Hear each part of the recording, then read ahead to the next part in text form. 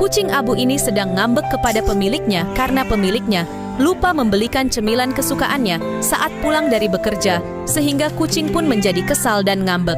Ketika pemiliknya mengelusnya pun, kucing ini menggelengkan kepalanya, seolah berkata, "Tidak, aku tidak mau melihatmu sebelum kamu membelikanku cemilannya." Akhirnya pemiliknya pun mengalah dan keluar lagi untuk membelikan cemilan.